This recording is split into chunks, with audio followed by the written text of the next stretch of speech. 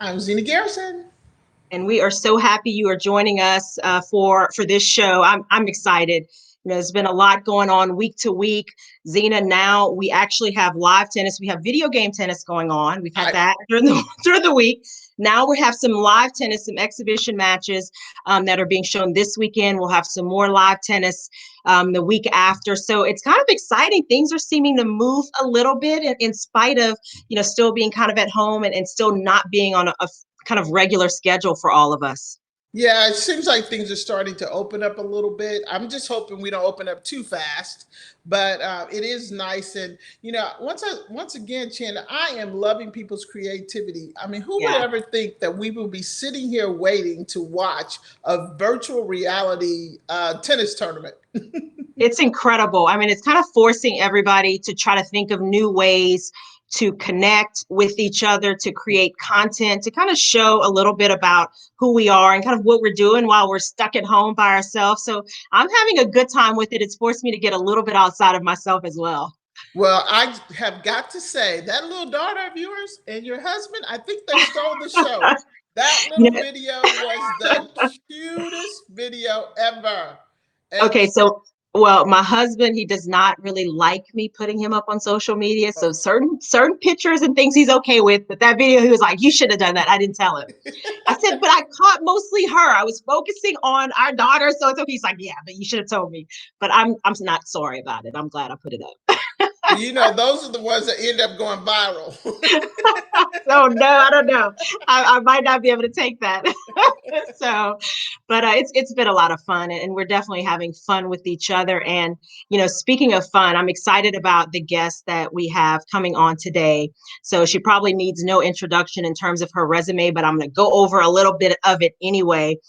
She is a multiple Grand Slam winner, 2 times in singles.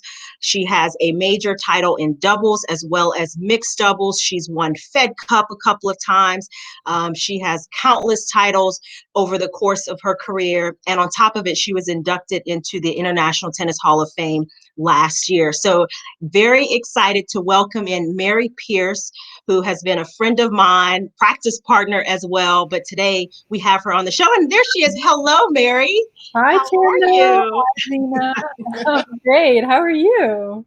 We are great. We are Thank great. And you so for having happy. me. This is so much fun. This is so cool. I love how we can do this virtually. It's so Well, awesome. I'm so happy you could join us. Yeah. And, I'm kind of curious because, I mean, everybody knows your resume, everybody knows what you've done. I mean, you've been, sort of a game changer in terms of how big you hit the ball. I can Big attest babe to tennis, that. like Mary Carrillo said, right? Big babe That is tennis. exactly, we had one of our viewers who called you exactly that. And so, it No. is commendable, what you've been able to do over the course of your career. But when you hear, all of those different things ticked off on your resume, what does that make you think of? Wow.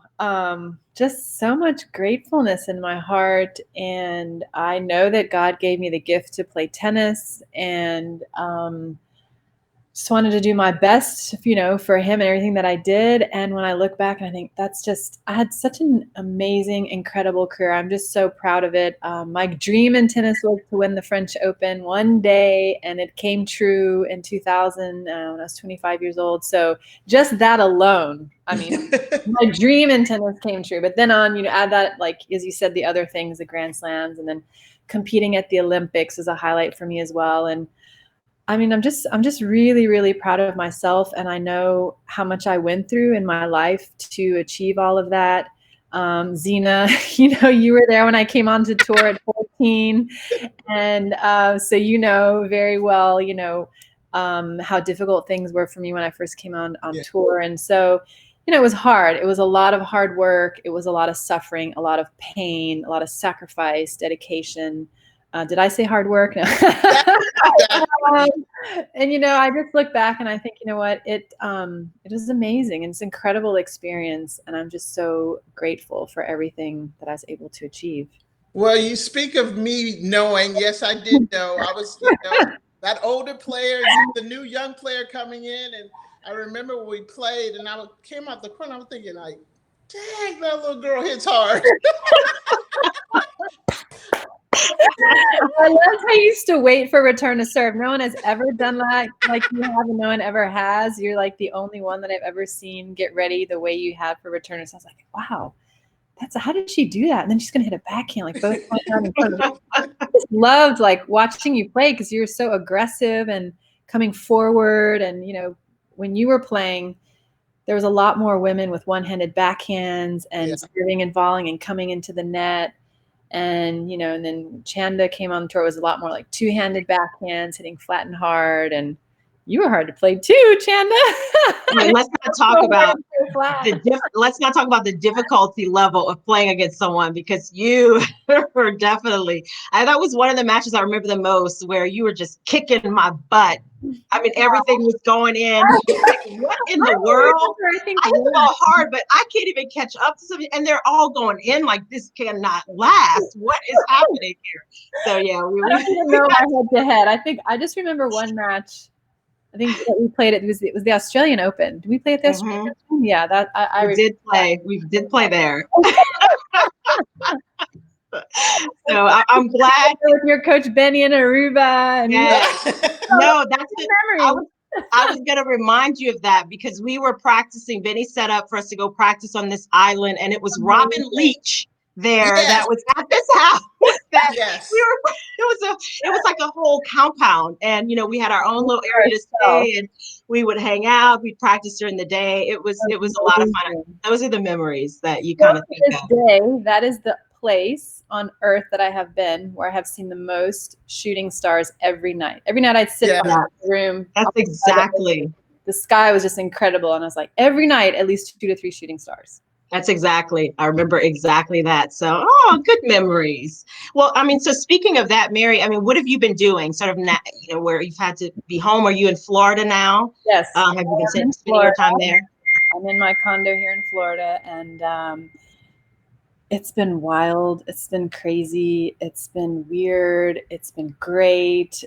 It's been up and downs, going like having a good day, then having a good day, having a good day. And like, what is going on? Like, it's really weird, when all this whole coronavirus thing started happening, and I was in the south of France, where I've been helping some tennis players there. And I felt, okay, I need to go home, Florida, my apartment, be here. And my mom lives across the street. My brother lives in the same complex and with his kids. So just felt safe coming back to America and being home. And it's just been really crazy, like how to figure out like what to do with your days, and then like, okay, have a routine and wake up at this time. And I've got tons of stuff to do. It's like I'm not 1 second. They're literally like the days go by too fast for me. I'm like, wait a minute, I didn't get to do everything I wanted to do today. I've been really, because now like our time is so flexible. We can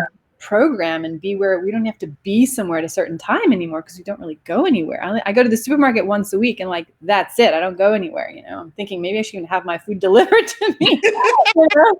But so it's great for me to have a lot of quiet time, and my faith is the most important thing in my life. So I am grateful that I have all this free time now, that I can pray and I can read my Bible. And now with the internet, there's so much stuff going on, where you can connect virtually with messages and teaching. So that for me has been my first priority, and that I've got to really spend a lot of time with. And I like to start my day like that. I've been trying to get my workouts in. I haven't been consistent as I would like to, but I do try to do something physically every day, get outside, fresh air. And then I've got like, my computer, I've got emails and phone calls, paperwork, admin stuff to do. And then like, chat with my friends, connect, because now we don't go and socialize physically and but we can do all these ways to have video calls and talk to your friends and talk to your family and check in and say, how is everybody doing, and stay connected. Like for me, that's been really important, the relationships and staying connected in that way. And I don't watch TV except for at night. Like I'll watch the news for an hour just to know what's going on in the world and everything. And that's it. I've had all these things. I'm like, these books. I've got books, like these books that I've never read. Haven't gotten to them yet. Watch, like haven't even gotten to those things yet. And so also what's been really fun is since my brother has 2 kids, so my niece is 6 and my nephew's 8. and just adore them with all of my heart. So obviously, like all kids now, they're homeschooled and Oh yeah. school at home, whatever the technical term is. And so they go to grandma's house every day, which is my mom across the street.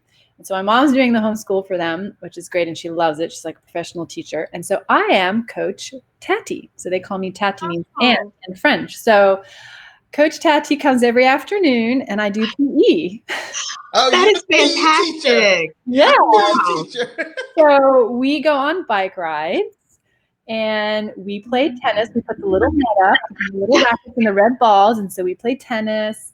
And then we do the PE program that they have for the week. And so it's really cool because I get to spend time with my niece and nephew. We get to build That's that relationship. fantastic. Now, how old are they?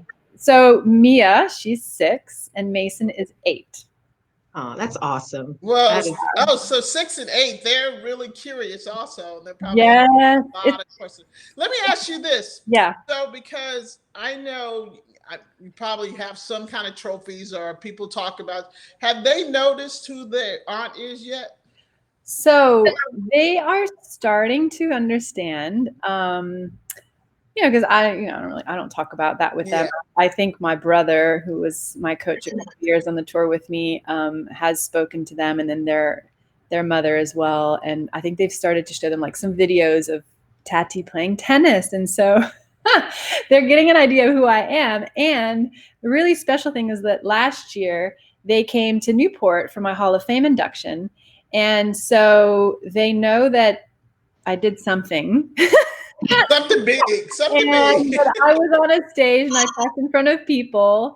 And Mia, my niece, she's so cute. They have show and tell at school, a few months ago before the whole coronavirus thing. And she came, and I have a few little trophies here in my apartment and medals. And she was looking at all of them and she's like, "Can I take one of these to school for show and tell?" I was like, "Sure." Aw.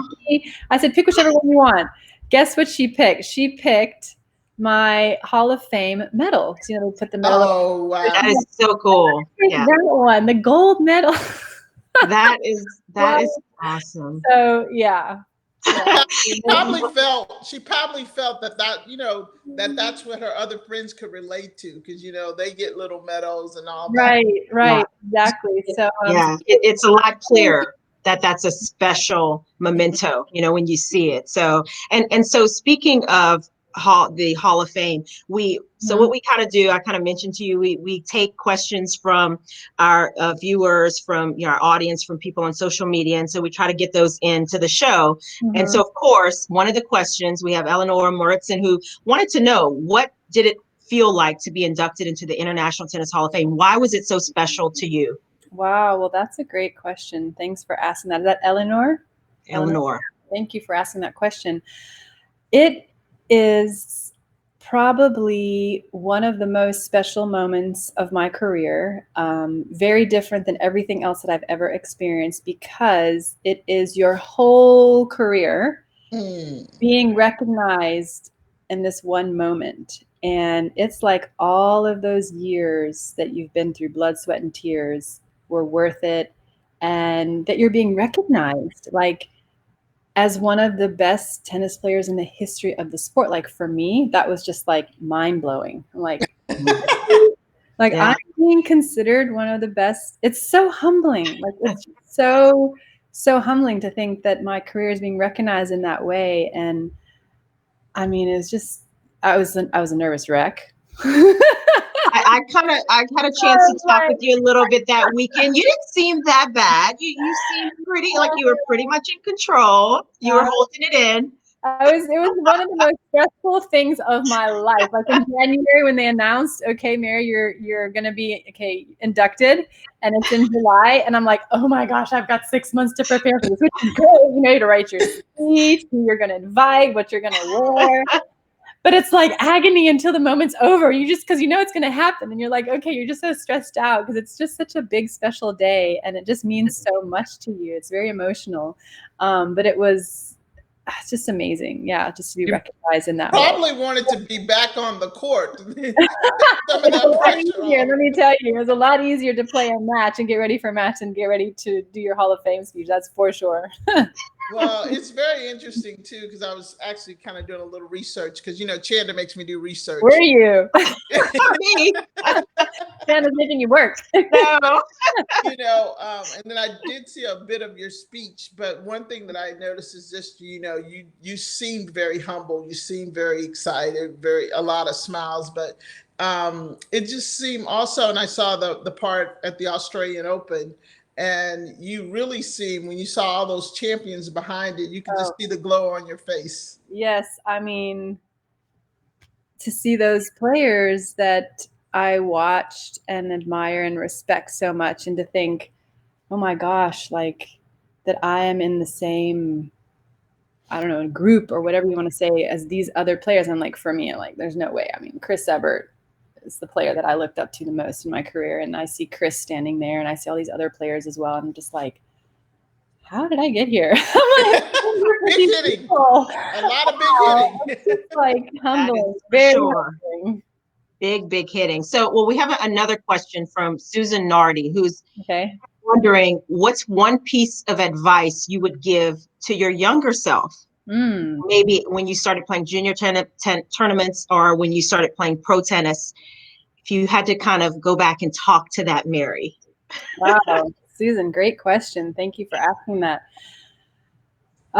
The one piece of advice that I would give my younger self, I think that I would just say, you know what, it's going to be okay. Like everything that you're going through and everything that you're sacrificing for this is worth it. And just keep going. Never give up, even though, I never did give up. And, but just, I think really just words of encouragement and just say like, it's okay. It's going to be okay. Just keep going. Mm-hmm. What you're doing is good and it's worth it in the end, and you'll reap the fruits of your hard work and your labor. It's not in vain. So Yeah, Well, that's fantastic. I remember the French Open, and you just seemed like all that pressure finally just like I could breathe, you know. And I remember thinking, just how I just kind of going back to when you came on tour and then that happening for you, and just, knowing, I was one of those players that you did speak to and that you talked to, and your dad and everything. So it was really great for me to see you finally reach that moment, knowing all the pressure that you have been under. And, you know, and I always wondered about this. Did Yannick Noah give you any like advice before that? Yannick Noah did not. I didn't see him, didn't speak to him before my finals. Well, that's a good thing, because But Albert Gibson came in when I was trying to do the first one, and it made me nervous. So Oh. that's probably a good thing.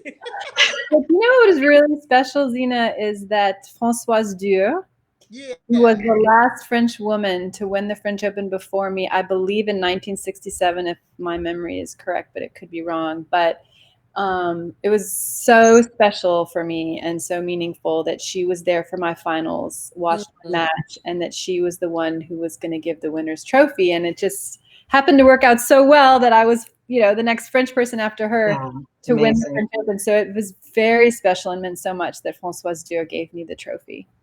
Well, Mary, so you won the Australian Open in '95. That was your first singles major. And then to come back in 2000 and win the French Open. I mean, we know how much pressure it is for a player playing in their home country. Any player, they want to do better. That's the tournament where they most want to win. There's more family there. There's more eyes, media attention, the whole nine. And for you to come up and win the title, that was in 2000, plus win the doubles. I was looking back and I'm like, okay, I mean, how did you manage through those 2 weeks of just keeping yourself, in the right space, plugged in, in a good enough place to be able to play your best tennis when you want it to the most? Yeah, that is a great question, Chanda. I had always struggled so much mentally and emotionally, like all of us French players, to play at the French Open, because it means that much more than any other tournament the whole year.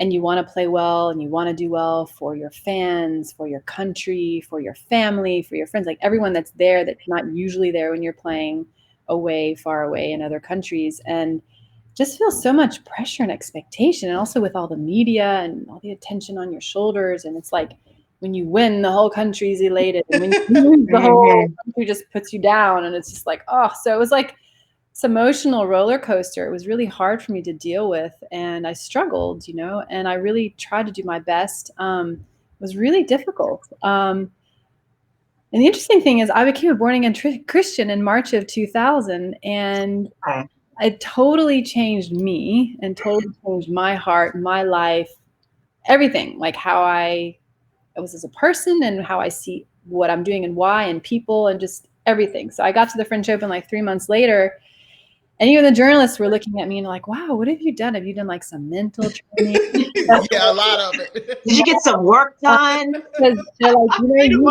they're like, you just seem so calm and all like the big important points, and you don't get mad and frustrated like you used to. And it's, throw your racket or whatever, and I was just like, yeah, I'm just so relaxed. I'm at peace because I know that like I'm not in control. God is in control. Yeah. And my life is in his hands. My tennis is in his hands. My results is in his hands. So all I can do is give 100% of myself and have fun, And so I went to that French Open with a totally different heart and mind, and just all the pressure just came off. And I was like, you know what? I'm just going to go do my best, and I'm going to enjoy this.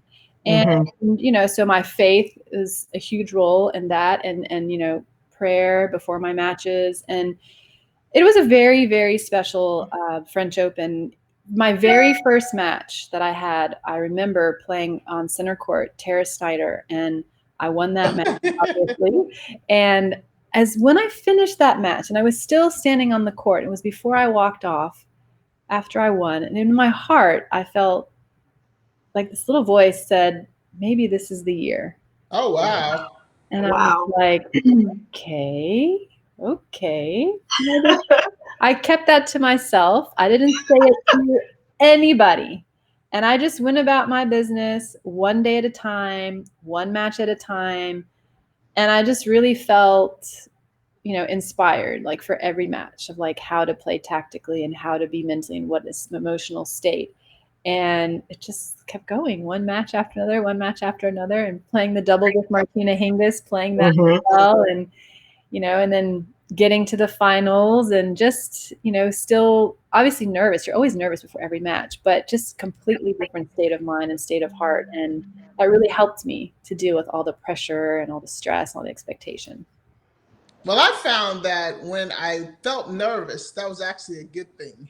Yes. It's interesting you said the year I got to the finals in 1990 in Wimbledon. It's interesting you talked about that little voice. I had such a horrible time leading up to Wimbledon, and I had a very similar voice, was like, this is good. Something good is going to happen here. But when I, as I started getting down the line and noticed my draw to play Monica Seles to play Steffi, I was like, I don't know if this is going to happen. But that voice went away after playing against Martina, but it's all good. Yeah, because Zina spoke about this in one of our previous shows about before the Wimbledon final, Althea Gibson coming into the locker room and like telling her, I've got the champagne ready for when you win. I mean, can you imagine before a major? I mean, you talk about pressure. And Zina was trying to be the first, Black player since Althea to win. Like, I can't even imagine, that type of pressure. Yeah, but, no, none at all. I needed to drink the champagne. That probably a little bit. Well, we have another question from Brothers on Tennis, who have been following all of our shows. Fantastic guys. And they had a question about, for you, Mary, who was the toughest player for you to play? Was there anyone you kind of dreaded seeing in the draw? Anyone in particular? Great question, guys. Zina and Chanda. No, for real, Mary. Like, for real. Besides you guys. Well, the first thing that comes to my mind is myself, okay? Because we can be our own opponent. We can get in our own way by our attitude or our thinking, our self-talk. Exactly. Yeah. And when you think about, okay, like that's all good, who are the players that gave me the most trouble? I've got two, and they're both American. So Amy Frazier. Ooh, was a headache for anybody. Amy Frazier and Kimberly Wow. Ho. Oh, Oh, wow. Yes, because they were both, I don't know what you guys think, but I think they were both had very similar games. And, they're like walls. It's Yes. like anything you consistent. hit, they hit it back. They absorb my power. It's like, doesn't matter how hard I hit the ball, no problem. It comes back like every single time the ball comes back. It's like, and they never miss. no. And you just can't hit a winner against them. And they run and get everything back. And like the point never ends. So they don't miss. They get everything back. They can handle your power. And I'm like, how do I beat these girls? Yeah. And, So whenever I had to play them, I was like, oh, what a nightmare. I don't know how to beat them.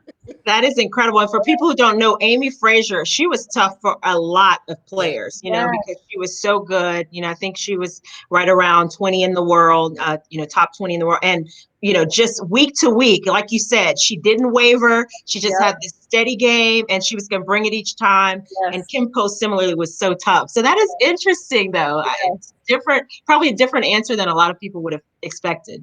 Mm-hmm. They were definitely two. When you saw them in the draw, you're like, oh, goodness. Oh, no. Yeah. About to work. That's it. A lot of work. Exactly. Exactly.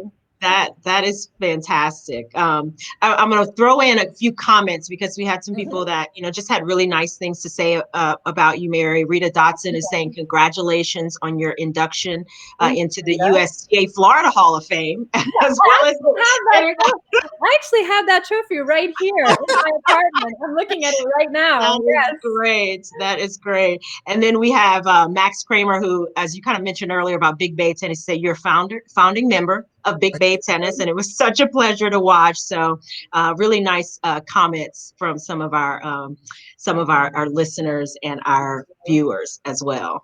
Mary, how did you feel about living up to that when because Mary Carrillo, like, if she didn't trademark that, she should have trademarked it. Yeah.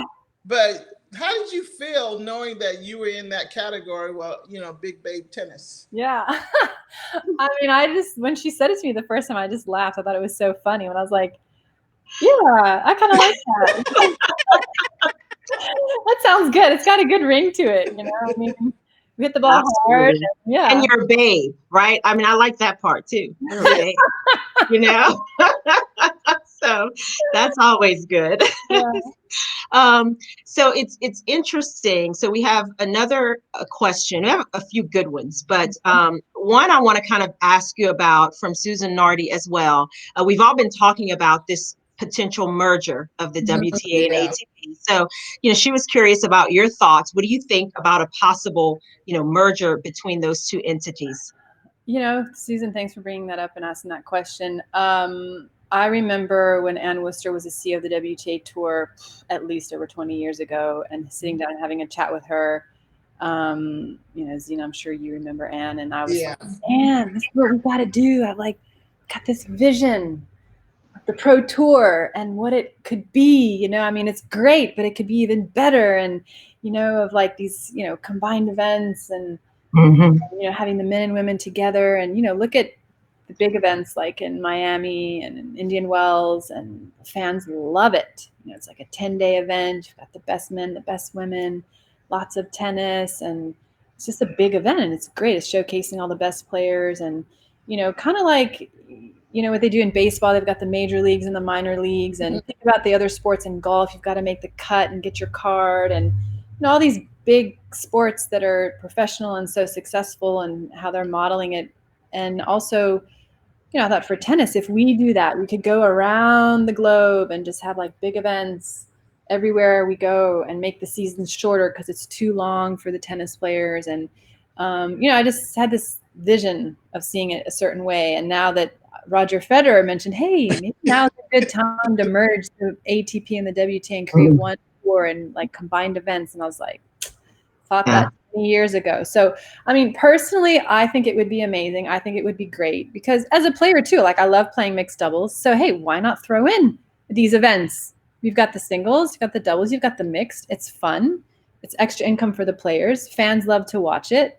And I personally love the idea. I think it would be great. Yeah, and that just brings up all the other committees and things that you're on. So Mhm. you're, how was it when, I know for me, the first time going and getting into learn a little bit more like what goes on behind the scenes, like how has it been for you? Because it's totally different. Totally. Yes.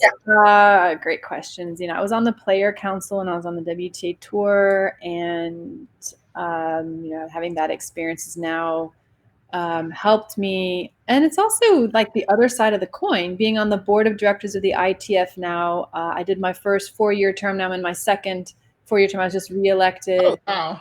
And so, yeah, I'm on different committees and different commissions. And the ITF has recently created what's called the player panel.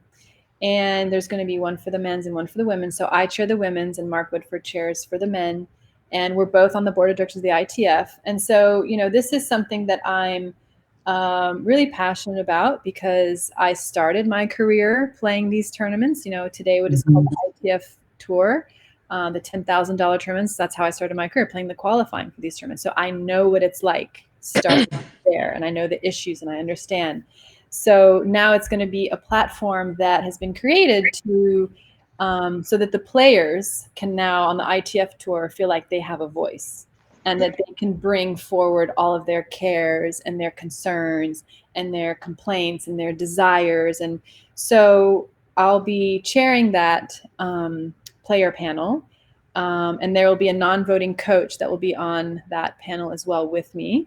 I think the coach will be announced next week, Monday, who that's going to be. And then Like a actual coach. yes, an actual current coach, female tennis coach. And they'll be having the same for the men's. And on Monday will be when the nominations open. So there'll be 3 weeks where players on the ITF tour, so ranked between 151 all the way down to 1,000, I guess, whatever the last girl that's ranked. And they will be 3 weeks of nominations, and then there will be a 2-week voting process. And so 7 players will be elected. So it's the players amongst themselves that are nominating each other, players, and then the players then will vote for those that have been nominated. And we'll try our best to have like a broad representation of of the regions and of the rankings. Mhm. So there'll be 3 players that'll be ranked from 151 to 300, and then 4 players that'll be ranked from 301 down. And then we obviously want to get the 5 different regions around the world to get best represented. And there will also be some of the ITF staff that will be on the panel with me as well. And we'll probably have like 2 to 3 panel meetings a year, and they'll be done, by conference call.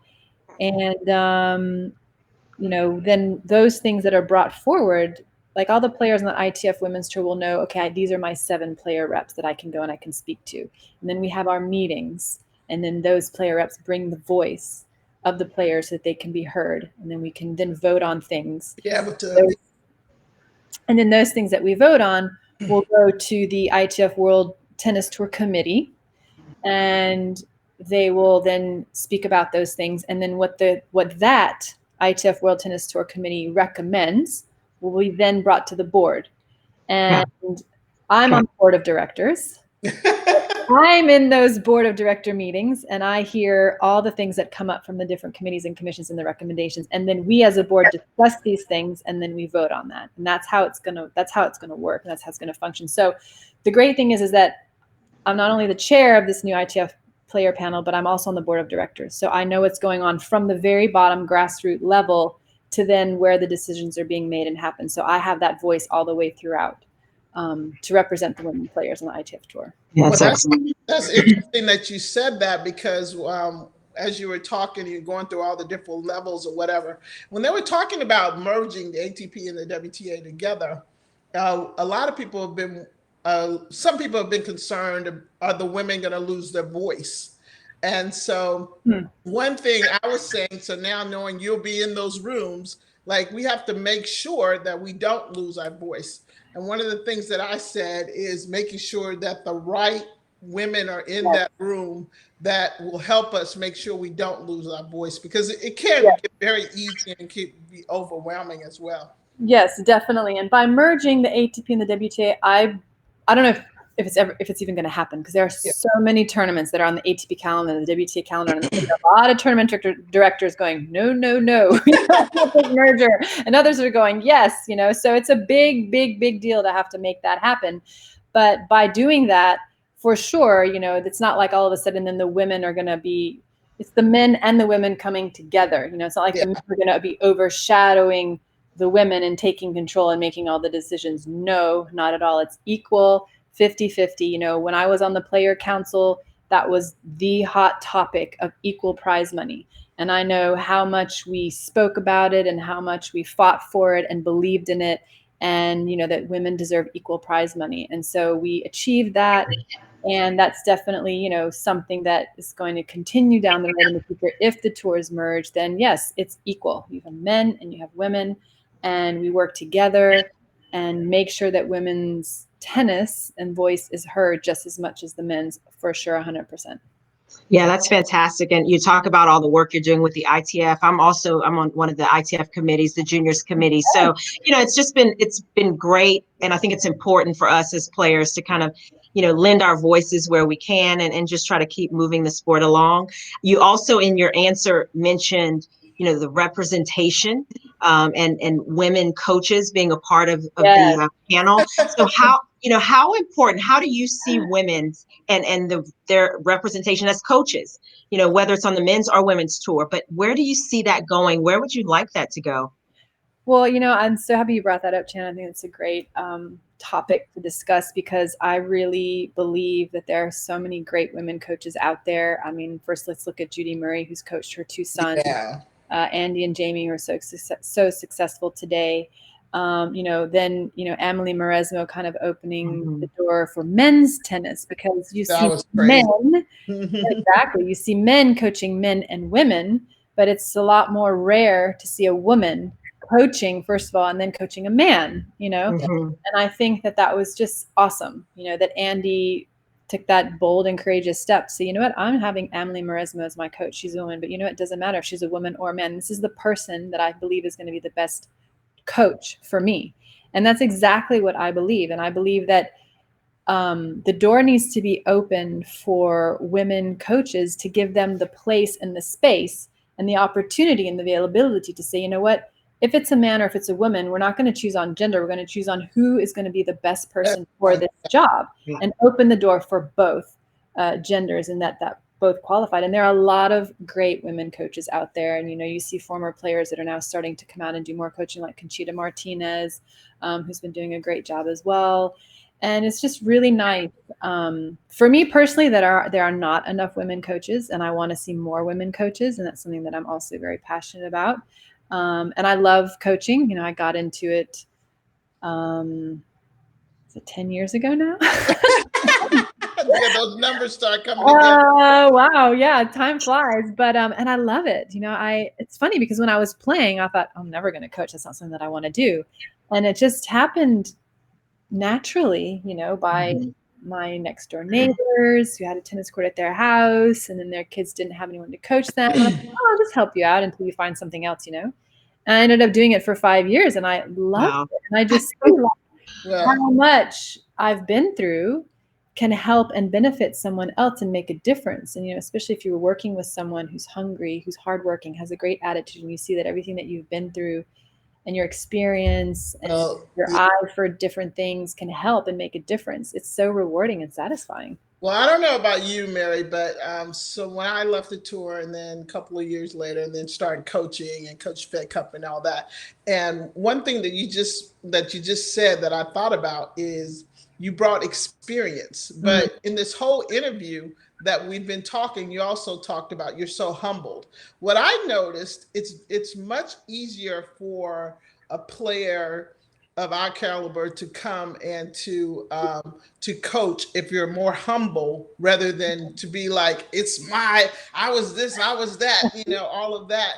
It does not work, because that player does not want to hear that. Right. And I I always would try to put myself in that situation because I was like, I don't want to hear that. Like, okay. But if you humble yourself and really listen to them, you're able to get to them a lot easier. I don't know how you felt. Yes, totally. And coaching is hard. Like Yes. it's completely different than being a tennis player. It's when you're the professional tennis player, when you're the player, it's like everything is about me. Because I've got to be the best tennis player that I can possibly be. So what time I wake up, what I eat, my training, my resting, everything I've got to do to be the best that I can be. So the coach is there as part of the team to help you to achieve your goals and your dreams. So then being a coach, you're on the other side of the coin, and it's like, wow, it's not about me at all. No. It's totally about my player 100%. And I need to get to know my player, and what makes them tick, and how to get the best out of them, and how to best motivate them and talk to them and understand them, mentally and emotionally, and then their game, their strengths, their weaknesses, and how to work that with them. And, Nick Bollettieri, I worked with for many years in my career, and he was like a second father to me in a way. And he's Nick's greatest gift for me is he's able to get the best out of every player, man or woman. And for me, that is just such a gift to know how to get the best out of it, because you have to do it differently. Everybody's different. You can't cookie cut it. You can't cookie cut it. No. Exactly. And so really, I learned a lot. For me, it was really like, I learned a lot, let's put it that way, through coaching. Yeah. And I'm still learning, No, I mean, that you kind of hit the nail on the head, because it's so much in coaching. It's about how you connect with that specific player. And that may be totally different from the way, another player takes the exact same message. So you've kind of got to learn and understand how to craft what you're trying to say to, the different players, different personalities. You talked about Benny Sims, who was my coach for so many years. And, motivator. Motivator. And I kind of learned a lot of how I think about the game, and sort of how I even, talk about it and convey it from him. And it was more because he understood sort of how I thought, and my need to hit the ball, and I can't play this way, but I can play that way, baby. And, just understanding how to get the best out of, a player. So that, I think, is key. And kind of along those lines, you talk about how much you've enjoyed coaching, and how you've kind of just fallen into it a little bit more organically from how you're talking about it. But we have Sheila Townsend, who has sent in a question, who is wondering what your recommendation would be for tour players who are preparing for life after tennis. Oh, Sheila, good question. Run. Preparing for life after tennis. Well, I think there's a few different facets to that. It definitely depends on how you do in your tennis career. Some players are fortunate that they were really successful and made a lot of money, so you maybe don't have to work afterwards. And then others maybe, always broke even or made a little bit, but don't have enough to, then go into retirement at, tennis. You finish early, 30, 35, 40 latest, and you've still got a long way to go. So you have to have a job after that. So most didn't go to university. Maybe you don't have a degree. Or just a high school diploma. So it's a really tough question, because, for me, when I was playing, I loved school. Okay. I actually wanted to be a pediatrician. Like by age 7, I was like, I'm a pediatrician. Obviously God had another plan for my life. And by 10, I was playing tennis, and that was the end of that. But, so, school is important for me. So I continued my education through correspondence courses. My dad took me to school when I was 13. I got my high school diploma. But, I didn't have a degree in anything. So, I think but for me, what's important is like always to have like a plan B, just in case, tennis doesn't work out. And I know there's a lot of kids or a lot of players or a lot of families to put all their eggs in one basket, and you don't know if you're going to make it, and if you're good enough, or if you're going to get an injury or something happens and you're not going to be able to be successful in your pro tour. So always kind of like, have a plan B from the beginning and think, okay, I want to make it as a pro, but if I don't, I can do this. And then when you're transitioning, I think, ending your career, one thing that one of the other players said to me, and she was so right, is, networking, while you're still on tour, you meet so many people from so many walks of life and around the world. And if you have an idea of what you want to do already afterwards, then you meet people and you can network and start preparing for after your career. Like take for an example, Rafael Nadal. He's still on the tour and he's still playing and very successful, but he's already got his academy. So he's preparing for when he's going to retire, and he's got that already going. So I think it's good to find what are other things that you're passionate about and what you love to do, and start preparing that, towards the end of your career while you're still there and active and have opportunities to network and meet people and make things happen. Yeah, I think that is absolutely a fantastic answer, because the networking part, when we're younger coming out on tour, we're teenagers, you don't necessarily think of that. You don't even know really how to talk to people and people who are in business and sponsors and that. I mean, you learn it as you go. You have to attend some of the parties and the receptions, but you don't, I think, understand as much as you do when you are further along and you get a little bit older. I think that networking part is critical.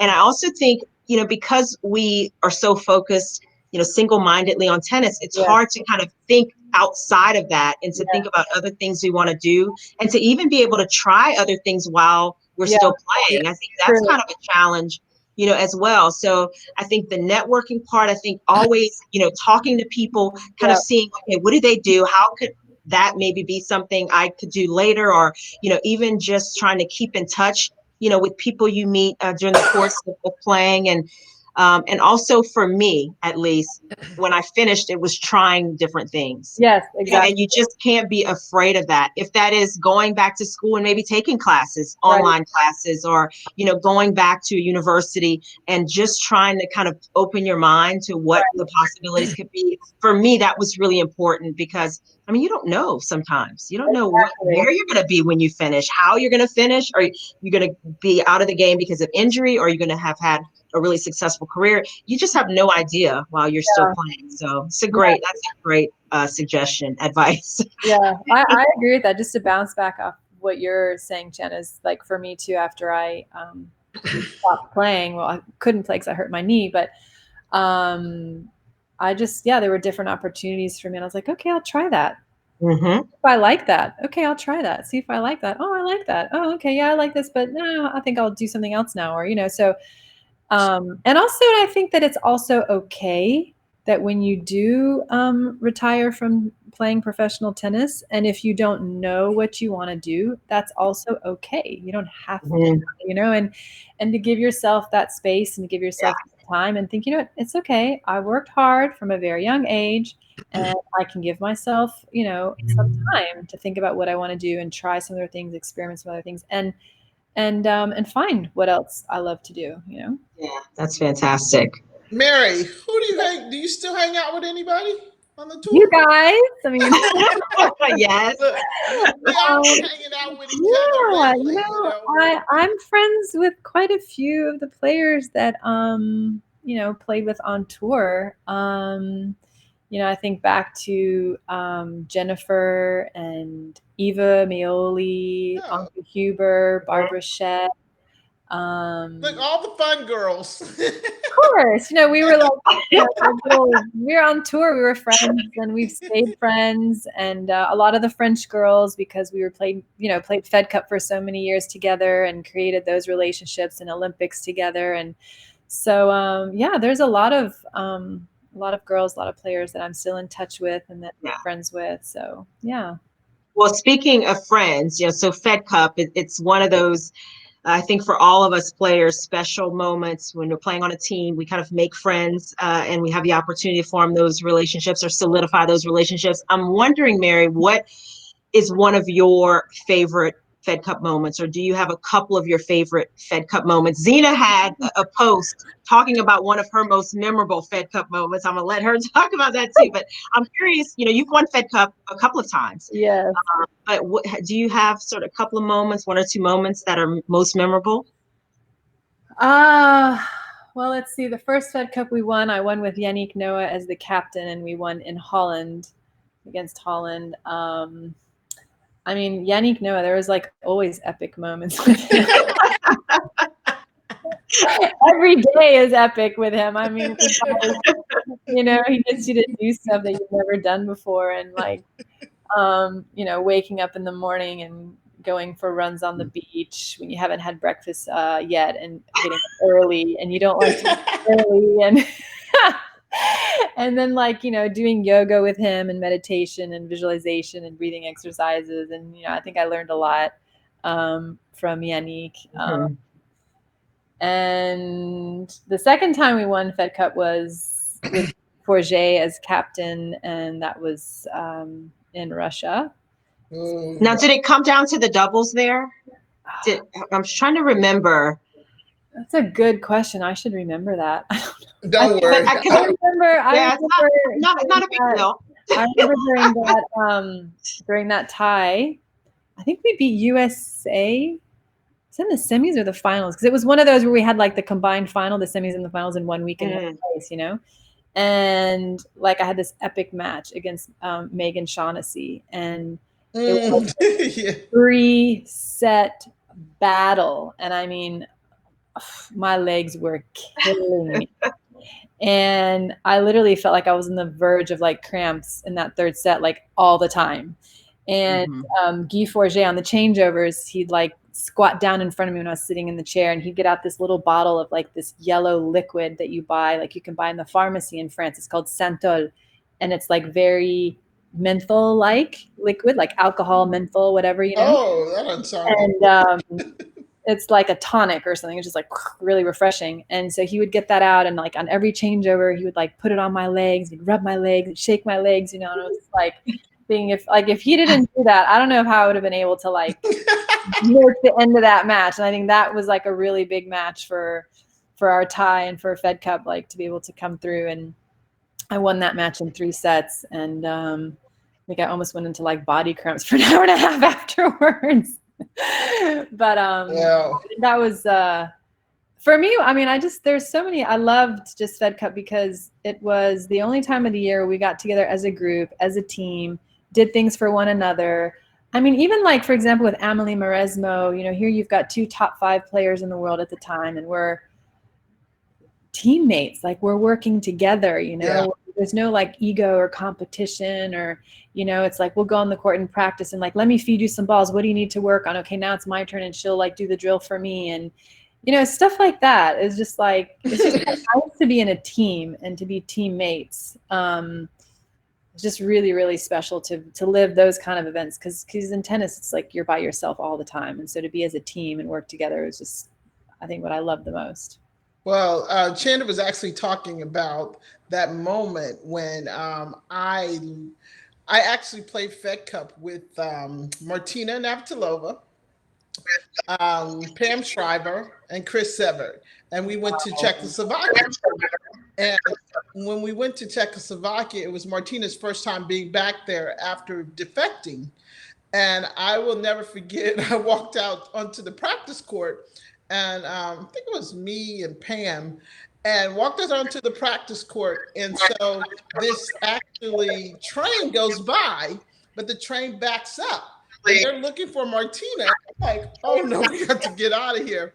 And then we had dinner at Martina's mom's house, and it was the best food. Like, you know, it was like soul food for me, you know, good chicken and gravy and rice. Home cooked meal. And it was like amazing. But I remember looking outside the window, and there was, at that time, what's called paparazzi. And the paparazzi was in the trees, and they were trying to just get a picture of Martina. But the thing that struck me the most is when we actually were being introduced, and everybody was happy that Martina was there, but the government would not clap for her. They wouldn't stand up. And I will never, ever forget that. But the country understood and accepted her for leaving, but they wouldn't. So it was that's like a memory I would never forget. Wow. That's incredible. Yeah. Well, we have probably 5 or so more minutes, and I mean, the time goes fast, and we're having fun. There's so much fun. Yeah. So we've had Patrick Clohessy and Clohessy. Hopefully, I'm not butchering that too much, but he's been watching our shows. He's had some comments, a couple of questions. One of them, he talked about your big year in 2005, where you had two major finals, and we've talked about where you won and how big those were. But I mean, you've had a consistent career where you have consistently been, one of those top challengers. And he mentioned that year that stuck out for him, two major finals. And he talked about your win over Henin after losing to her at Roland Garros that year. Do you remember that? Does that stand out for you? Definitely. So that's Patrick that asked, right? Patrick, yes. Yes, Patrick. Thank you for that. Because yes, I consider 2005 to be one of the best years of my career. I did not win a Grand Slam like in 95 or in 2000, but I was 30 years old. So by that time, people were thinking, and back then you really didn't play much later than 30, Yeah. About the time you retire, maybe have some kids, you're good, So I kind of felt like people were like, what's Mary doing? She's already won the French. Why is she playing? I had an injury after winning the French, and I went down to like 300 in the world, and I was totally out of shape. And then I had to come back, and it took a couple years. I wasn't having really great. I was decent, but not great results. And then it was just like 2005 was boom, just like a breakthrough. I got a new team in the summer of 24. I worked super hard for like 12 months, not any great results, but I just kept being patient and persevering and working hard. And then boom, finals of the French Open, at 30, everyone thought I was kind of done. And I was like, man, and every match meant so much more than any other match that I played. It was just like, it just was so special for me because in my heart, I believed, and there's that little voice again, kind of, that I wasn't done yet. There were still great things for me to do. I didn't know what that was or when that was. And I believed that. And I held firm to that, what was in my heart and worked hard for that. And then from the French Open on, like for the rest of the year, I only lost 4 matches. And, and I lost in the quarters to Venus, who won that year. And I lost second set with 7-6 in the tie break. So it was like super close. If I won the second set, who knows what happens in the third. Then I win San Diego, finals of the US Open, win Moscow, finals of the WTA finals. Like just had an incredible like run of the rest of the year. And just so consistent for the rest of the year. So for me, like, I consider that as definitely one of my best years because I was fit by then, and I was, you're mature, yourself, and I had so much experience. So then I'm looking at the other side of the net, and now I'm looking at girls that are maybe like half my age or like 10 years younger, and I can know how I feel. Right. And then you see the look on their face and then their body language, and then you can just chuckle and laugh inside and go, okay, I got you. I know what you're thinking. I know what you're feeling right now. So, well, Mary, one of the things that I was looking, as I said earlier, Chanda makes me research, which is good. So never thought I'd be learning from the young one, but I do. She's good. So one of the things, so I was looking at your website, your signature, your autograph. Yes. Absolutely. I love it. It's like a piece of art. Thank you. So, when I know back in the day, I would sit there and write mine over and over and see how I wanted to sign it. And so when I saw yours, I'm like, did she do the same thing that I was doing? Or, because it's really, it looks like a piece of art. So thank you. You write it over all the time? I think when I was little, like how little, I don't know, maybe when I was 14 or so, I started playing on the Pro Tour when I was young, I should say. I started to work on my signature and then like my autograph or whatever. And then I think I just fine-tuned it and improved it as I got older. And the interesting thing is it actually looks a lot like my mom. Like my mom's is very like frilly and loopy. And I was like, oh, wow. And I didn't even realize that, And until I got it to like where I have it now, where you mostly see the M and then you see the P, and then it's just So Chanda's trying to Nice. figure out what we're talking about. When you see it, you'll understand. No, I know, because my signature I always felt like was just crappy. I'm like, but that's my penmanship. And my mom was a teacher for 30 years. And like you said, Mary, beautiful penmanship, and just flowed across the page. And I'm writing like it's so stilted. That's my signature. And I just do a little line at the end, like make it cute. So no, I get it for sure. So we're kind of coming to the end. I have one more kind of question I want to throw in, and this one's quick though, and maybe we can all kind of chime in. So Macy Sieverling is asking, well, she's asking for best win and worst loss. I would like to focus on the best win. So let's let's do that. But Mary, your best win, Zena, I'm going to ask. Let's all kind of throw that out there. Maybe your best couple of wins. Okay. About that. Who goes first? Go ahead. Well, Mary. we want you to go first. You're the guest of honor. I mean, I can go first too, but I mean, you want to give you the chance. Yes. So I have a few best wins. I mean, obviously they're my Grand Slam finals that I've won. I do have to say that I'm very proud of my Wimbledon mixed doubles trophy, because it is Wimbledon and mixed doubles, playing against men. So rightfully so. Very proud about that one. And like I said, my Grand Slam titles. But if I have to pick one match, I would definitely say 1994 French Open semifinals against Steffi Graf. 19 years old, I was at the time, playing against Steffi, number one in the world, and just winning that match like in 2 sets, like really convincingly. And I mean, that year, that French Open 1994 was like everything I touched turned to gold. I couldn't miss a shot. Everything was a winner. I know how she felt. I just played my absolute best tennis at that French Open until I got to the finals, where I was like super, super duper nervous. It was my first Grand Slam final, and it's the French Open. So, then that's like a whole nother ballgame. But yeah, definitely playing Steffi, beating semis, like that for me is probably the best match I ever played in my career. That is fantastic. I would have to say, so I'm gonna let Zena go last, but I would have to say probably for me in terms of person would have been the win I had against Serena, and also kind of that tournament where I beat her, but it was the quarterfinals of a tournament in Los Angeles, and it was after I'd come back from injury, and it's tough. You're trying to get your ranking back. And so it's kind of like validation for all the work, back-to-back surgeries, ended up winning that tournament after beating her. She was one in the world at the time. And I think maybe I was the only person who had beaten her that summer. But it was incredible just with everything I had gone through. And then one of my other sort of kind of career changing wins a little bit was a comeback I had against Yana Novotná. Rest in peace.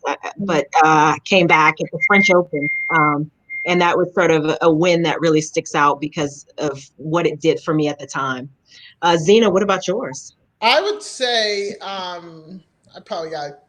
got 2 or 3, but one of the biggest ones was finals of Wimbledon 1990. But the getting to that, beating Helena Suková, then beating Monica Seles down match point, and then beating Steffi Graf, and then losing to Martina.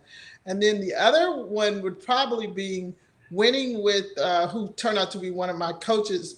Turned out to be my coach in 1990, winning the Grand Slam mixed doubles with Sherwood Stewart. And I'll never forget it because I was 24 and he was, I think, 42 or something.